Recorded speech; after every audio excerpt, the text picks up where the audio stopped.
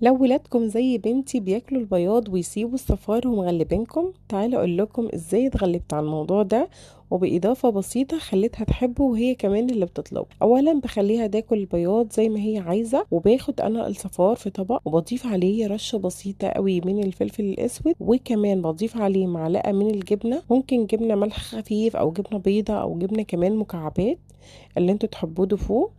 وبهرس كل ده مع بعضه لحد ما يوصل للقوام الكريمي اللي انتوا شايفينه ده، بحيث ان انا اقدر افرده على التوست.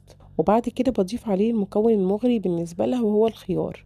هي بتحب الخيار قوي وكمان الزيتون، فمفيش مانع ان انا احط لها منهم حاجة بسيطة.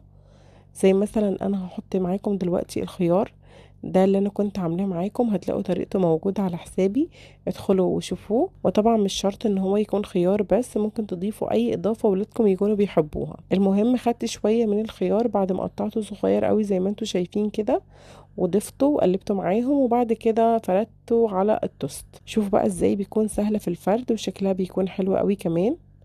انا شخصيا بموت في الساندوتش ده جدا. هضيف شريحة كمان من التوست عليها من فوق وهحمصهم. انتوا تحمصوهم او ما تحمصوهاش براحتكم، دي حاجة ترجع لرغبتكم، بس انا بفضل ان مدام في جبنة ان احنا ما نحمصي. بس لو ضامنين نوعية الجبنة اللي انتوا تستخدموها، او مثلا حاطين جبنة موتزاريلا، فهيكون حلو ان انتوا تسيحوها. غير كده الجبن لا يفضل ان هي تتعرض للحرارة يعني. انا ما بفضلش ان هو يكون متحمص، بس هي بتحبه كده. المهم انا عملت من الكمية دي سندوتشين كانوا مليانين، تقدروا كمان تقسموهم على 3 سندوتشات وبس كده. ده بيكون شكله حلو قوي، والاهم ان البنت حبته وبقت بتاكله وفايدته وصلت ليها. لو الفكرة دي عجبتكم جربوها مع ولادكم وتعالوا قولوا لي رأيكم. انا سارة هلال، ما تنسوش تعملوا لي لايك وتتابعوني. لو الوصفة دي عجبتكم اشوفكم في وصفة جديدة. باي باي.